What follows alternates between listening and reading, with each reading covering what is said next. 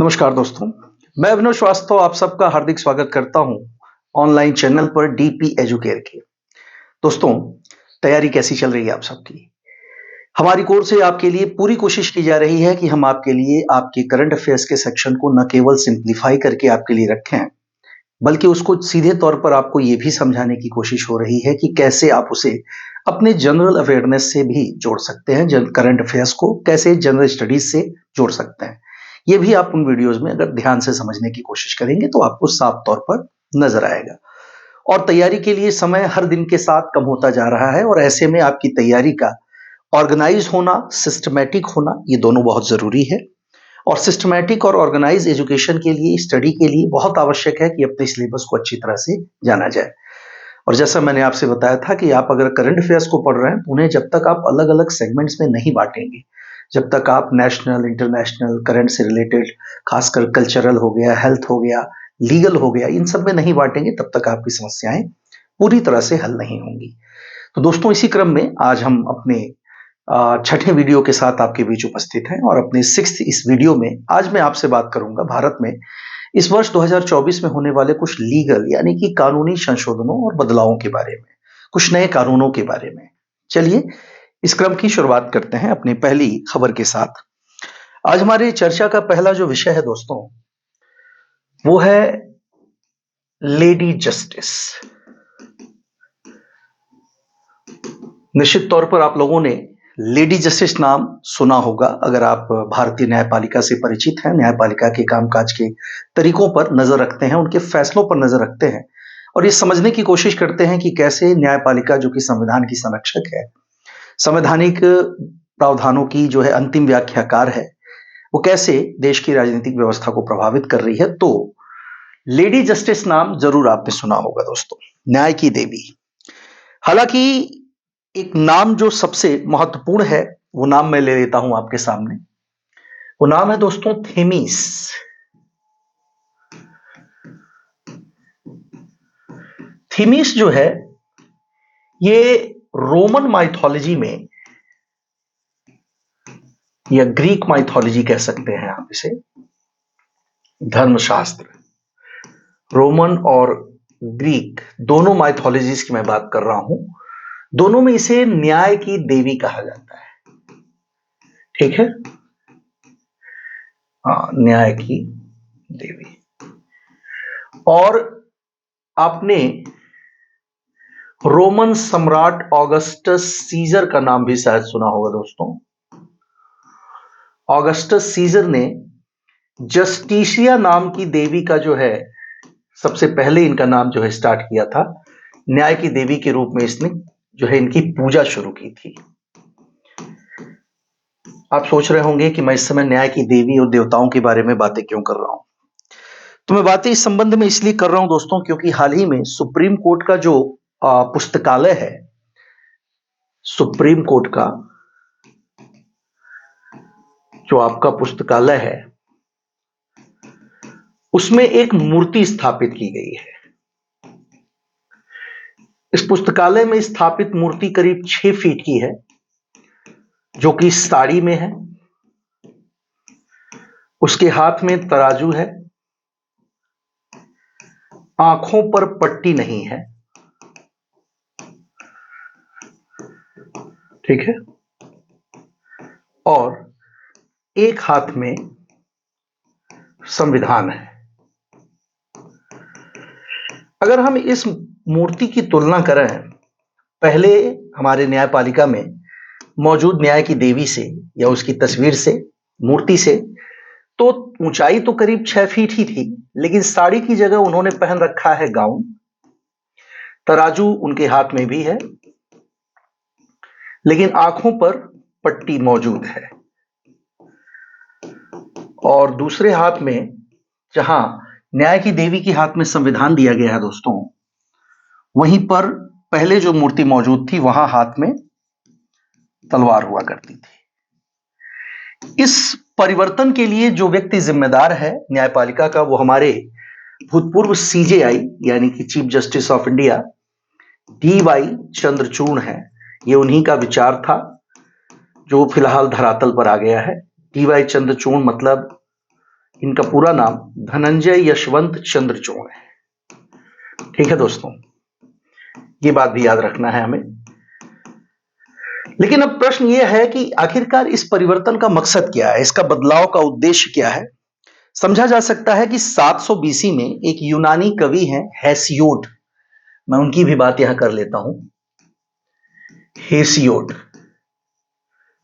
ये कहा जाता है कि 650 से लेकर 750 बीसी के मध्य कवि हुए हैं और इन्होंने ही इसके यानी कि थीमिस के बारे में लिखा है और थीमिस को इन्होंने ही न्याय की देवी कहा है अपने साहित्य में, और विशेषकर ये माइथोलॉजिकल साहित्य लिखने के लिए जाने जाते हैं। तो जैसा मैंने कहा कि इस पूरे परिवर्तन का मकसद क्या है, आखिर इससे क्या साबित किया जा सकता है। देखिए दोस्तों, मूल रूप से भले ही हम 1947 में आजाद हुए, लेकिन हमें यह पता है कि 1947 में हमारी जो आजादी है वो तो सिर्फ नाम मात्र की आजादी थी। वास्तव में 26 जनवरी 1950 को हमें जो आजादी मिली, जब हमारा संविधान लागू हुआ, हमारा कॉन्स्टिट्यूशन लागू हुआ, तब जाकर के वास्तव में हम आजाद हुए। लेकिन इसके बाद भी बहुत सारे ऐसे कानून, बहुत सारी ऐसी ब्रिटिश काल की याद दिलाने वाली कह सकते हैं व्यवस्थाएं भी हैं, और उसी से जुड़े कुछ प्रतीकों का प्रयोग जो है हमारे यहां बना रहा। और धीरे धीरे जैसे जैसे हम आगे बढ़ रहे हैं, हम उन प्रतीकों की न केवल पहचान कर रहे हैं, बल्कि उनकी पहचान करने के साथ साथ हम उनकी अप्रासंगिकता को भी साबित कर रहे हैं, और उसे खत्म करने या बदलने की दिशा में ये भी एक बहुत अच्छा प्रयास है, जो बताता है कि ये कहीं ना कहीं औपनिवेशिक जो व्यवस्था हमारे यहां चलती थी, ये औपनिवेशिक काल का या औपनिवेशिक गुलामी कह सकते हैं हम लोग, तो उसी की जो है वैचारिक समाप्ति की दिशा में उठाया गया एक और कदम कहा जाना चाहिए, है ना। ये उसकी वैचारिक समाप्ति की दिशा में उठाया गया केवल एक कदम है। हाल के दिनों में आपको पता होगा दोस्तों कि विधि आयोग का भी जिक्र आता है। आप सभी जानते हैं कि विधि आयोग का पहली बार जो वर्णन हमें मिलता है वो 1833 के चार्टर एक्ट में मिलता है, और इसकी जो स्थापना की जाती है वो की जाती है सन 1834 में। अगर इसके उद्देश्यों की पहचान करने की बात करें कि आखिरकार इसका उद्देश्य क्या है, तो मूल रूप से विधि आयोग का उद्देश्य ही वही होता है कि वो उन कानूनों की पहचान करे जो आज की दिशा में डीपीएसपी यानी कि हमारे नीति निर्देशक तत्वों, मानवीय जो मौलिक अधिकार हैं उनके साथ जो असंगत हैं, या फिर जो व्यक्तिगत स्वतंत्रता को, मानवीय स्वतंत्रता को या अनुच्छेद 21 में दी गई स्वतंत्रता के किसी भी स्वरूप को कहीं ना कहीं बाधित करते हैं, उसको सीमित करते हैं। ठीक है, तो ये इसका जो है मूल उद्देश्य है। चलिए दोस्तों, आगे बढ़ते हैं, अगले सवाल की तरफ बढ़ेंगे हम लोग। अगला सवाल महिलाओं से ही जुड़ा हुआ है और कानूनी संशोधन, कानूनी प्रावधानों के बारे में ही मैं इसमें भी बातें करूंगा आपसे। और ये क्या है दोस्तों, इस बिल को जो हम लोग किस नाम से बुलाएंगे, देखते हैं।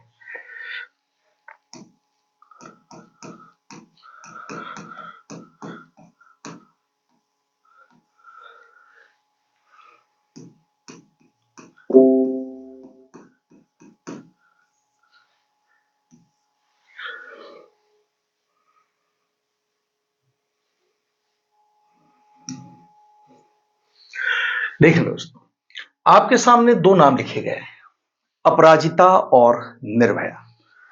निश्चित तौर पर इन दोनों में से एक नाम ऐसा है जिसकी कहा जाए तो काफी पुराना नाम है। ये करीब 12 साल पहले, 13 साल पहले की ये घटना जो दिल्ली की सड़कों पर दिसंबर यानी कि इसी महीने में हुई थी, उसी से जुड़ी हुई ये घटना है। एक ऐसी घटना जिसमें महिलाओं के विरुद्ध होने वाले अत्याचारों ने न केवल नृशंसता की सारी हदें पार कर दी, बल्कि पुरुषों के इस पुरुष सत्तात्मक समाज में एक और कुत्सित चेहरे को सामने लाने का काम किया इसने। दूसरी ओर अगर उसको लेकर के देखा जाए तो देश भर में महिला सुरक्षा को लेकर के, और खास करके महिलाओं के विरुद्ध होने वाले अपराधों को गंभीरता से लेने के लिए जो कानून बनाए जाने की जरूरत थी या जिन कानूनों में संशोधन करने की जरूरत थी, उन कानूनों की दिशा में काफी प्रखर आवाजें जो है उस समय देश में उठी। पूरा देश लामबंद हो गया। लेकिन इन सबका नतीजा क्या हुआ? हमने जुवेनाइल जस्टिस एक्ट में बदलाव किए। जुवेनाइल जस्टिस एक्ट मतलब इसी को हम लोग दोस्तों किशोर न्याय अधिनियम कहते हैं। किशोर न्याय अधिनियम, जुवेनाइल जस्टिस एक्ट।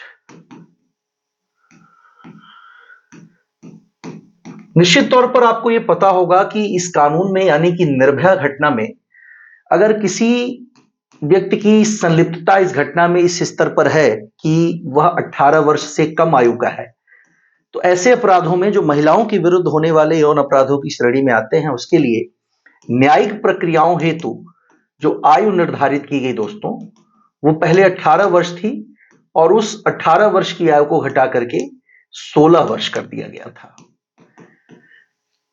लेकिन इसके बाद क्या यहीं तक हमारे प्रयास पर्याप्त हैं? ठीक ऐसी ही घटना जैसी निर्भया की हुई, ऐसी ही एक घटना नजर आती है बंगाल में, खासकर पश्चिम बंगाल में। पश्चिम बंगाल में दोस्तों हम सभी जानते हैं कि आरजी कर मेडिकल कॉलेज, नाम सुना होगा आपने, आरजी कर मेडिकल कॉलेज, जरूर ये नाम आपके दिमाग में कहीं ना कहीं होगा और ये नाम आपने सुना होगा। लेकिन जैसा कि भारत के बारे में एक चीज बहुत फेमस है, बहुत प्रसिद्ध है कि भारत में कोई भी चीज लंबे समय तक इंसानों के दिमाग में नहीं रहती है, और जैसा कि हम लोग भी अब लगभग इसे भूल चुके होंगे, क्योंकि ये भी बहुत सारी ऐसी ही घटनाओं की तरह एक घटना है जो थोड़े समय के लिए हमारे जमीर को झकझोरती है और उसके बाद फिर हमारे जहन से उसकी यादें मिट जाती हैं हमेशा के लिए। आरजीकर मेडिकल कॉलेज में जिस लड़की के साथ दुष्कर्म की घटना हुई, उसने निश्चित तौर पर हमें निर्भया घटना की याद दिला दी और एक बार फिर देश में महिला सुरक्षा को लेकर के बहस तेज हो गई। महिला सुरक्षा को लेकर के होने वाली इस बहस में परिणाम क्या निकल करके आता है? कुछ नहीं, ढाक की वही 3 बात। जैसा मैंने आपको बताया कि इसमें भी एक कानून निर्भया की तरह ही सामने आया, जिसे हम नाम देते हैं अपराजिता कानून। और बंगाल की विधानसभा की अगर बात करें तो पश्चिम बंगाल की विधानसभा ने एक नया कानून पारित किया और नए कानून में यह कहा गया कि अगर कोई व्यक्ति इस तरह के दुष्कर्म या किसी भी संबंधित अपराध के लिए दोषी पाया जाता है तो उसके लिए जो अधिकतम सजा का प्रावधान किया जाए वो मृत्युदंड किया जाए। दोस्तों आईपीसी की बात करते हैं थोड़ा सा। आईपीसी जिसे हम लोग इंडियन पेनल कोड कहते हैं, और इसके बारे में मैं पिछले वीडियोस में भी आपसे बातें कर चुका हूं। आईपीसी आज की तिथि में बदल चुका है और इसका स्थान ले लिया है बीएनएस ने, जिसे हमने भारतीय न्याय संहिता का नाम दिया है। और भारतीय न्याय संहिता में ये बदलाव प्रभावी होंगे। ध्यान देने वाली बात है कि आईपीसी में पहले भी कुछ धाराओं का मैं जिक्र करना चाहूंगा। इन धाराओं की अगर संख्या की बात की जाए तो 64 से लेकर के 73 तक की बात आएगी दोस्तों। धारा संख्या 64, 65, 67, 70, 71, 72 और 73, ये सारी जो धाराएं आपके सामने लिखी हैं दोस्तों, ये सारी वो धाराएं हैं जो महिलाओं के विरुद्ध होने वाले अपराधों को संज्ञानात्मक अपराध बनाते हुए इनके लिए दंड का प्रावधान करती हैं। लेकिन जैसा मैंने बताया कि इसमें जो दंड की समय सीमा है वो कारावास, जिसे सामान्य कारावास की श्रेणी में रखा जा सकता है, या फिर सश्रम कारावास, जिसे कठोर कारावास भी कहा जा सकता है, या फिर आजीवन कारावास। इस तरह के दंडों का प्रावधान जो है उसमें किया गया है। लेकिन अब जो नया अपराजिता बिल आया है दोस्तों, ये अपराजिता बिल इन सारे कारावासों को अधिकतम प्रतिस्थापित करेगा मृत्यु दंड से। हो सकता है कि ये कानून प्रभावी हो, बेहतर हो, शायद ये लोगों के मन में डर भी पैदा करे, और इसीलिए हम लोगों ने न केवल बीएनएस में, जो कि आईपीसी का परिवर्तित रूप है, उसके अलावा सीआरपीसी प्लस एक और चीज की मैं बात करूंगा जिसे हम लोग पॉक्सो कहते हैं दोस्तों। पॉक्सो का नाम भी आपको बताया गया था, prevention of children from sexual offence. इन सभी मामलों में इस धारा यानी अपराजिता को लागू किया जाएगा, यानी इन सभी में यह धारा लागू होगी और इन सभी अपराधों के लिए जो सजा का जो प्रावधान किया जाना है वो प्रावधान मृत्यु दंड तक विस्तारित किया जा सकता है। जैसा मैंने कहा कि प्रश्न यही है कि क्या इन सारी चीजों से इस तरह के होने वाले अपराधों में कमी आ जाएगी, या फिर ये अपराध ऐसे ही होते रहेंगे। महिलाएं हमारे समाज में, पुरुष सत्तात्मक समाज में, पितृ सत्तात्मक समाज में अपने आप को उसी तरह से असुरक्षित महसूस करती रहेंगी। ये चिंता का विषय है और चर्चा का भी, लेकिन जैसा कि इस पर चर्चाएं होती रहती हैं और हमारे हाथ में कोई निष्कर्ष नहीं आता, तो फिलहाल हमारे पास कोई उत्तर नहीं है कि मैं आपको कुछ कह करके संतुष्ट कर दूं दोस्तों। और इसलिए ये ध्यान देने वाली बात है कि ये परिवर्तन, जिसे मैंने अपराजिता बिल का नाम दिया, याद रखिएगा कि ये कहां किस राज्य में हुआ है, तो पश्चिम बंगाल में हुआ है। और ये क्या करेगा, तो सभी प्रकार के सजा को हम लोग मृत्यु दंड तक विस्तारित कर सकते हैं। ध्यान देने वाली बात यह भी है कि इसके स्थान पर हम लोग आईपीसी के स्थान पर चेंज करेंगे बीएनएस को, और बीएनएस में ही जैसा मैंने बताया कि धारा 64, 65, 66, 67 से लेकर के 73 तक की ये सारी धाराएं, जिसमें भी अधिकतम जो दंड का प्रावधान है वो इन तीनों में से कुछ है, उसे मृत्यु दंड तक विस्तारित किया जा रहा है। और बीएनएस, आईपीसी, सीआरपीसी और पॉक्सो में भी ये व्यवस्था लागू की जाएगी। ठीक है, चलिए दोस्तों, तो ये भी एक गंभीर विषय था। मैं उम्मीद करता हूं कि इस पर आप जरूर अपने स्तर पर कुछ ना कुछ सोचेंगे, कुछ ना कुछ समझने की कोशिश करेंगे कि ये क्या है और इससे क्या प्रभाव हमारे देश पे, हमारी देश की न्यायिक व्यवस्था पर पड़ सकता है। देखिए दोस्तों, आगे बढ़ने से पहले एक चीज और मैं कहना चाहूंगा कि हम उस भारतीय समाज के लोग हैं जिनके बारे में कहा जाता है कि महिलाओं के प्रति और महिलाओं के प्रति जो व्यवस्था है, उस मामले में हमारा जो दृष्टिकोण है वो काफी उदार रहा है। लेकिन एक मिला जुला जो सांस्कृतिक प्रभाव हमारे देश में है, इस वजह से कई भारतीय समाज के कई हिस्सों में, कई समुदायों में हमें महिलाओं की सामाजिक स्थिति अलग अलग दिखाई देती है। ये विविधता हो सकती है, लेकिन मूल जो हमारा सिद्धांत है, जो हमारे मूल दार्शनिक कह सकते हैं कि महत्वपूर्ण बिंदु हैं, उनके हिसाब से अगर देखा जाए तो यत्र नार्यस्तु पूज्यते रमन्ते तत्र देवता, ये वाली बात आप बहुत अच्छी तरह से जानते हैं। और विवेकानंद जैसे लोगों ने भी कहा है कि अगर किसी समाज की स्थिति को देखना और समझना हो तो बेहतर ढंग है, बेहतर स्थिति में यही होगी बात कि वहां महिलाओं की स्थिति को देखा जाए, उनको समझने की कोशिश की जाए। लेकिन इस मामले में मुझे लगता है कि भारत के पास बताने के लिए बहुत ज्यादा कुछ नहीं है। चलिए दोस्तों, अगले सवाल की ओर चलते हैं। बात करते हैं विधि आयोग के बारे में। जैसा मैंने अभी थोड़ी देर पहले आपसे विधि आयोग का जिक्र किया था कि विधि आयोग जो है क्या है, तो दोस्तों विधि आयोग मूलतः, मैं आपको पहले भी बता चुका हूं कि विधि आयोग का जो काम है वो है आपके उन कानूनों की पहचान करना जो कानून फिलहाल वर्तमान में प्रासंगिक नहीं है। विधि आयोग, लॉ कमीशन कहते हैं दोस्तों हम लोग इसे। ठीक है, अभी हाल ही में विधि आयोग का जो है वो गठन किया गया हमारे देश में, और ये विधि आयोग जो है वो 23वां विधि आयोग है। ठीक है, हालांकि दोस्तों विधि आयोग का काम, जैसा मैंने आपको बताया कि इसका मुख्य उद्देश्य अप्रासंगिक कानूनों की पहचान करना, कानूनों की पहचान करना तथा हमारे जो विधि मंत्रालय है उस विधि मंत्रालय को संशोधन संबंधी सुझाव देना, ये इसका जो है मुख्य कार्य है। जैसा कि आपको बताया गया कि सन 1833 का जो चार्टर एक्ट है, इसी चार्टर एक्ट में हमें पहली बार जिक्र मिलता है दोस्तों विधि आयोग का। लेकिन इसे बनाया गया इसके अगले वर्ष यानी 1834 में इसका निर्माण किया गया, और उस समय वह व्यक्ति जो भारत में पाश्चात्य शिक्षा का सबसे बड़ा समर्थक माना जाता है, लॉर्ड मैकाले,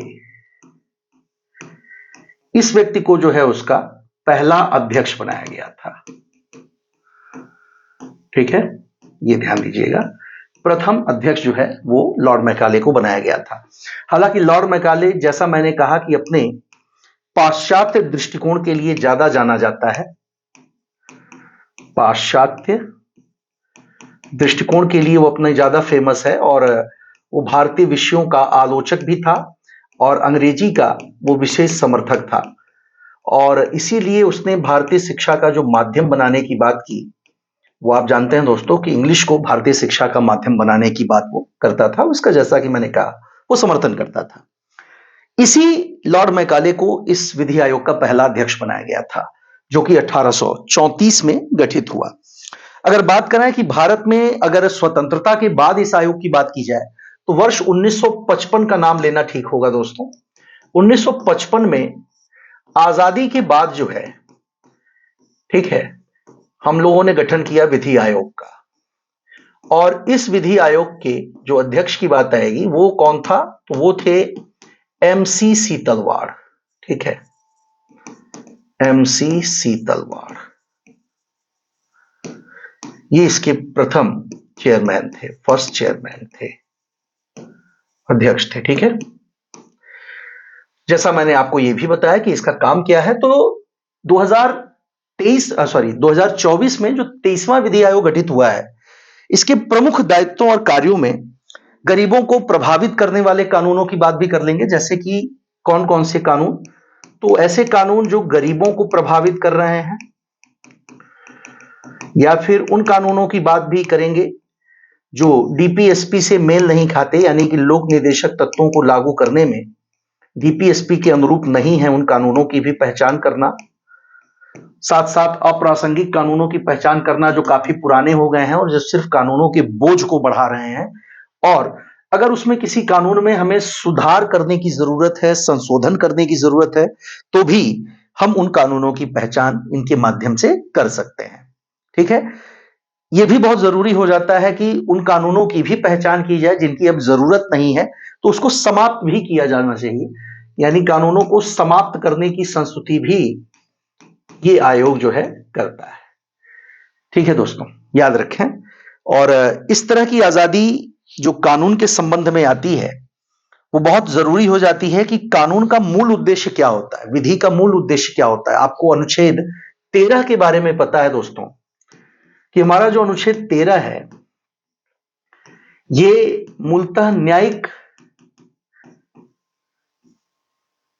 पुनर्विलोकन की बात करता है। और न्यायिक पुनर्विलोकन न्यायपालिका को प्रदान की गई वो शक्ति है जिसके माध्यम से हमारी न्यायपालिका भी उन कानूनों की पहचान करती है जो कि अब अप्रासंगिक हैं। और आपको पता है कि अनाच्छादन का या आच्छादन का जो सिद्धांत होता है दोस्तों, वो यहीं पर इस्तेमाल होता है। ठीक है, वो यहीं पर इस्तेमाल होता है, आच्छादन का सिद्धांत। और वहां तक जहां तक वो किसी भी मौलिक अधिकारों से असंगत होता है, उसे वहां तक निष्क्रिय कर दिया जाता है, निष्प्रभावी कर दिया जाता है। तो न्यायपालिका को प्रदान की गई एक तरह से ये शक्ति कानूनों को बहुत महत्वपूर्ण रूप से प्रासंगिक बनाए रखने का काम करती है। और यही जो है विधि आयोग का उद्देश्य है। इसका मूल रूप से एक बात और कभी कभी पूछी जाती है कि जब से इसकी स्थापना हुई है, यानी कि सन 1955 में, आजादी के बाद जब से ये स्थापित हुआ है, तब से लेकर अब तक इसने कितनी रिपोर्ट प्रस्तुत की है। तो ध्यान दीजिए दोस्तों, 1955 से लेकर के 2023 तक या 24 तक इसने जिन रिपोर्टों को प्रस्तुत किया, उनकी कुल संख्या 281 है। ठीक है, यानी 281 रिपोर्ट जो है वो विधि आयोग ने अब तक प्रस्तुत की है। संशोधन, सुझाव या फिर संशोधन के बारे में, बदलाव के बारे में, किसी कानून को खत्म करने आदि के बारे में, ये सारे सुझाव जो है उसने दिए हैं। चलिए दोस्तों, आगे बढ़ते हैं, अगले सवाल की तरफ चलते हैं। बात करते हैं रिजर्वेशन के बारे में दोस्तों। रिजर्वेशन यानी कि आरक्षण।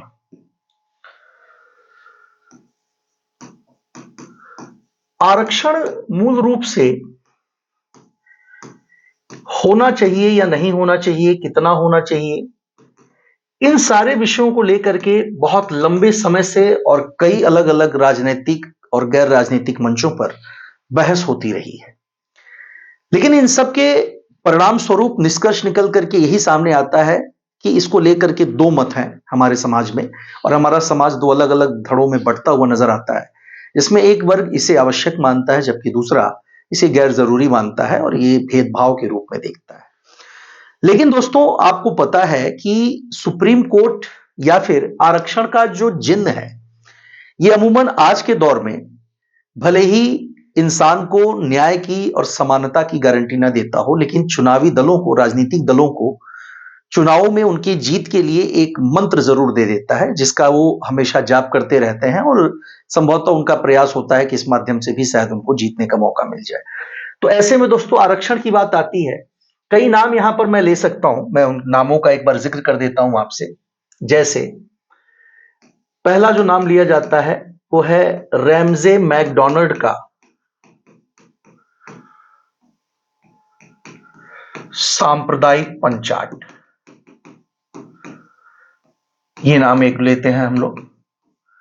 अगर धार्मिक रूप से आरक्षण की बात की जाए तो उसके लिए भी हम कई नाम देखते हैं यहां पर, जिसमें एक नाम आता है 1909 का मार्ले मिंटो सुधार।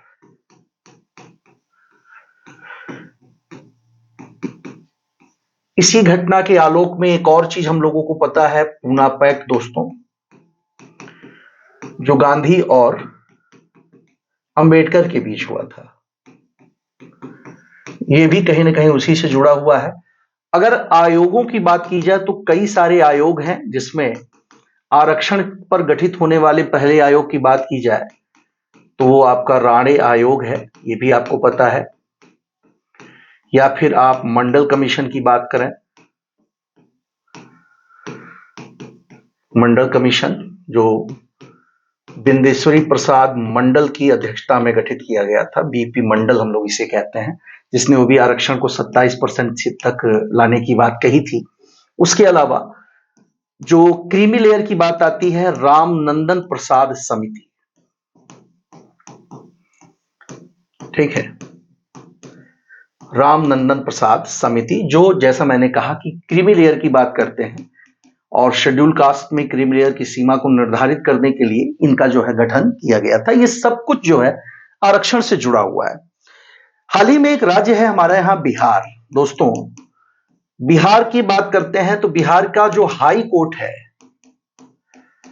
इसने अभी 60% जो आरक्षण की सीमा बढ़ा करके की गई थी दोस्तों, 65%, मैं क्षमा चाहूंगा, 60% नहीं, इसकी सीमा जो थी वो बढ़ा करके, जैसा मैंने कहा, 65% की गई थी। उस 65% की सीमा को जो है सुप्रीम कोर्ट, हाई कोर्ट ने रद्द कर दिया है। हालांकि इसमें आपको पता है कि किसी भी स्थिति में 50% से ज्यादा आरक्षण नहीं हो सकता, ऐसा निर्णय दिया जाता है। हालांकि केंद्रीय स्तर पर इसका एक अपवाद भी है दोस्तों, और उस अपवाद के बारे में भी आप जानते हैं। वो ईडब्ल्यूएस की बात कर रहा है, जो सामान्य वर्गों को 10% आरक्षण देता है। ये एक अपवादिक कानून है जो केंद्रीय स्तर पर केंद्रीय सेवाओं में लागू है। लेकिन दोस्तों सबसे बड़ी चीज है कि इसमें 27% जो आरक्षण है वो ओबीसी का, वो बरकरार है और उसमें कोई भी बदलाव नहीं किया गया है। यह एक बात और महत्वपूर्ण है कि एक वाद की बात कर लेते हैं, एक डिस्प्यूट की बात कर लेते हैं दोस्तों। इंदिरा साहनी बनाम 1992 का मामला है, मैं इस वाद की बात कर रहा हूं। इंदिरा साहनी बनाम भारत सरकार कह सकते हैं, ये 1992 का मामला है दोस्तों। और इसी 1992 में, इस मामले में सुप्रीम कोर्ट ने आरक्षण की अधिकतम सीमा को 50% तक सीमित किया था। इसी वाद में, ये क्वेश्चन भी आपके लिए इंपॉर्टेंट हो सकता है कि किस वाद में सुप्रीम कोर्ट ने आरक्षण की सीमा को सीमित किया था। और एक नाम और भी आप लोग यहां पर महत्वपूर्ण ढंग से याद रखें कि सबसे जरूरी चीज जो है वो आरक्षण का क्या आधार होना चाहिए, ये एक विवादास्पद तथ्य है। कई जगह पर, जैसे मान लेते हैं कि अल्पसंख्यक की परिभाषा की बात आती है, तो हमारे देश में अल्पसंख्यक की जो परिभाषा है वो निश्चित तौर पर जिस आधार पर है वो जनसंख्या है, लेकिन ये पूरे देश में लागू नहीं हो पाता। यानी कि अगर हम जम्मू कश्मीर में देखते हैं तो जम्मू कश्मीर में ये अल्पसंख्यक की परिभाषा जो जनसंख्या की बात करती है उस आधार पर लागू नहीं होता। तो आरक्षण में भी क्या आधार होना चाहिए, तो इसके लिए हम लोग दो बातें करते हैं दोस्तों। एक होता है आपका सामाजिक, जो सामाजिक पिछड़ापन है लोगों का, ये जो है आरक्षण का एक आधार हो सकता है या इसको होना भी चाहिए। और दूसरा जो आधार दिया जा रहा है वो शैक्षिक होता है। जबकि अभी जिस ईडब्ल्यूएस की बात मैंने की, वो ईडब्ल्यूएस जो है, जो 10% आरक्षण की व्यवस्था करता है, वो आर्थिक आधार पर दिए जाने वाले आरक्षण की बात करता है। ठीक है, यानी ये 3 ऐसी कसौटियां हैं जिसके आधार पर आरक्षण दिया जाता है दोस्तों। ठीक है, तो याद रखिए कि सुप्रीम कोर्ट ने पहले तो बिहार की बात करेंगे कि बिहार हाई कोर्ट ने ही 65% जो आरक्षण की सीमा बिहार सरकार ने की थी उसको जो है रद्द कर दिया है। और 2019 में जो आरक्षण की बात आएगी तो 2019 का जो आरक्षण है वो जो है आपका, याद रखें कि ईडब्ल्यूएस वाली बात आ रही है, अगर ईडब्ल्यूएस का जो आरक्षण है वो 2019 में आया था ये निर्णय। ठीक है, चलिए अगले प्रश्न पर चलेंगे। और हमारा जो अगला सवाल है दोस्तों वो मूल रूप से हमारे कानूनी संशोधनों से जुड़ा हुआ नहीं है। इसको अगर मैं बात करूं तो ये एक आर्थिक कानून है, आर्थिक व्यवस्था है, क्योंकि जिस तरह से हमारे देश में कानूनों की महत्ता है, जिस तरह से करंट अफेयर्स के पॉइंट ऑफ व्यू से कानूनों का इंपॉर्टेंस है, उसी तरह से इसकी भी मैं बात करूंगा, आर्थिक व्यवस्थाओं की भी बात की जा सकती है। जैसे सबसे बड़ा नाम आ रहा है इस समय, एफपीएस की बात करते हैं दोस्तों। एफपीएस क्या होता है? एफपीएस जो है ये हमारे वित्तीय व्यवस्था में फास्ट पेमेंट सिस्टम कहलाता है। फास्ट पेमेंट सिस्टम, आपको याद होगा कि भारत सरकार ने जो यूपीआई है या फिर भीम की मैं बात कर रहा हूं, इन दोनों को एनपीसीएल के अंतर्गत ही बनाया है। एनपीसीएल मतलब जिसे कहा गया नेशनल पेमेंट कॉरपोरेशन लिमिटेड। ठीक है, इसी के अंतर्गत यूपीआई यानी यूनिफाइड पेमेंट इंटरफेस और भीम यूपीआई यानी कि भारत इंटरफेस फॉर मनी, इनका जो है निर्माण दोनों का किया गया है। लेकिन अब जो है रिजर्व बैंक ऑफ इंडिया की मैं बात करूंगा दोस्तों। रिजर्व बैंक ऑफ इंडिया ने इसी फास्ट पेमेंट सिस्टम में, जो कि इसी का एक रूप है जिसे हम लोग आईएमपीएस के नाम से जानते हैं, एक नए प्रोजेक्ट की शुरुआत की है। और इस प्रोजेक्ट का नाम है प्रोजेक्ट नेक्सस। क्या नाम है दोस्तों इस प्रोजेक्ट का? इस प्रोजेक्ट का नाम है प्रोजेक्ट नेक्सस। क्या है दोस्तों प्रोजेक्ट नेक्सस? आपने बीआईएस का नाम सुना होगा।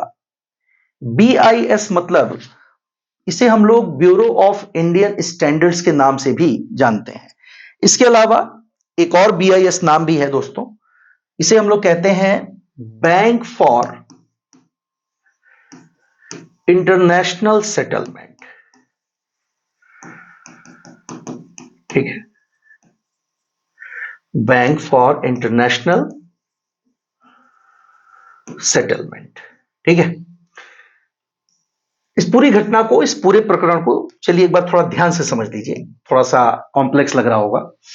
जैसा मैंने कहा कि भारत इस समय डिजिटल ट्रांजैक्शन की दिशा में बहुत तेजी से अपने कदम आगे बढ़ा रहा है। ठीक है, डिजिटल ट्रांजैक्शन यानी कि जो डिजिटल भुगतान होता है दोस्तों, उसके माध्यम में अगर उस रूप में देखा जाए तो मैंने आपको 4 देशों का नाम बताया था, फ्रांस, यूएसए, ब्रिटेन और जो जर्मनी जैसी कंट्रीज हैं। ये टोटल जितना ट्रांजैक्शन करती हैं उसका 4 गुना ट्रांजैक्शन भारत एक फाइनेंशियल ईयर में कर रहा है। ये बहुत बड़ी बात है दोस्तों, ध्यान दीजिएगा। यानी ये बताता है कि भारत में डिजिटल ट्रांजैक्शन और डिजिटल क्रांति कितनी बेहतर तरीके से इंप्लीमेंट हुई है और वास्तव में भारत डिजिटलाइजेशन का सही मायनों में फायदा उठा रहा है। और इस दिशा में यूपीआई और भीम ये दोनों ही national payment corporation of India limited के जरिए बनाए गए और कुल 21 आपके सार्वजनिक क्षेत्र के और अन्य बैंकों के साथ मिलाकर के ये सुविधा जो है जारी की गई। इसका जो नया एडवांस वर्जन आया जिसे हम लोग फास्ट पेमेंट सिस्टम कहते हैं, उसे हम लोग आईएमपीएस भी कहते हैं दोस्तों। और आईएमपीएस में इसे इंस्टेंट मल्टीपल पेमेंट सिस्टम कहा जाता है। मल्टीपल पेमेंट सिस्टम के नाम से हम लोग इसको जानते हैं। तो इस इंस्टेंट मल्टीपल पेमेंट सिस्टम के माध्यम से हम लोग अब एक नया प्रोजेक्ट शुरू कर रहे हैं जिसे नाम दिया गया प्रोजेक्ट नेक्सस। प्रोजेक्ट नेक्सस के अंतर्गत दोस्तों BIS के समर्थन से यानी बैंक फॉर इंटरनेशनल सेटलमेंट की मदद से कुछ जो अंतरराष्ट्रीय ट्रांजैक्शंस होंगे, जो इंटरनेशनल ट्रांजैक्शंस होंगे, इन इंटरनेशनल ट्रांजैक्शंस को भी हम लोग इस फास्ट पेमेंट सिस्टम के माध्यम से अंजाम दे पाएंगे। हालांकि प्रोजेक्ट नेक्सस का जो मकसद है दोस्तों, वो अगर देखा जाए तो पूरे साउथ ईस्ट एशिया की मैं बात करूंगा, पूरे दक्षिण पूर्व महाद्वीप की बात करेंगे हम लोग। तो साउथ ईस्ट एशिया और साउथ एशिया के साथ साथ पूरे एशिया पैसिफिक क्षेत्र में इस प्रकार का एक एडवांस फास्ट पेमेंट सिस्टम व्यवस्था को लागू करना है, जिसके लिए यह काम जो प्रोजेक्ट शुरू किया गया है, वो प्रोजेक्ट शुरू किया गया दोस्तों रिजर्व बैंक ऑफ इंडिया के द्वारा। और RBI यानी रिजर्व बैंक ऑफ इंडिया ने इस कार्यक्रम को शुरू किया है अभी हाल ही में, यानी कि वर्ष 2024 में। हम लोग घरेलू स्तर पर पेमेंट सिस्टम की बात कर ही रहे हैं दोस्तों। घरेलू स्तर पर पहले ही फास्ट पेमेंट सिस्टम की व्यवस्था लागू है और अब यही व्यवस्था अंतरराष्ट्रीय स्तर पर भी होगी, जिसे हम लोग क्या नाम देंगे, प्रोजेक्ट नेक्सस का नाम देंगे। ठीक है, चलिए। तो जैसा कि मैंने आपको बताया कि लगातार हमारी और आपके बीच जो चर्चाएं हो रही हैं, ये चर्चाएं आपके करंट अफेयर्स के पोर्शन को और बेहतर बनाने में मदद कर रही होंगी और आगे भी हमारा प्रयास इसी प्रकार जारी रहेगा। हम आपके लिए इसी तरह से एजुकेशनल वीडियोस लाते रहेंगे, लेकिन दोस्तों हमारा मनोबल बेहतर हो और हम आपके लिए बिना किसी झिझक के, बिना किसी संकोच के लगातार ये प्रयास करते रहें और आपको सफलता की ओर आगे बढ़ाने में हम आपका माध्यम बनते रहें। इसके लिए आप इस वीडियोस को ज्यादा से ज्यादा लोगों तक पहुंचाने की कोशिश करें दोस्तों। इसे शेयर करें, लाइक करें और सब्सक्राइब करें, क्योंकि आपका चैनल है, आपके लिए है और आपके बीच से ही कोई बना रहा है, तो इसका फायदा सबको मिल सके, इस दिशा में हमारा आपसे आग्रह है।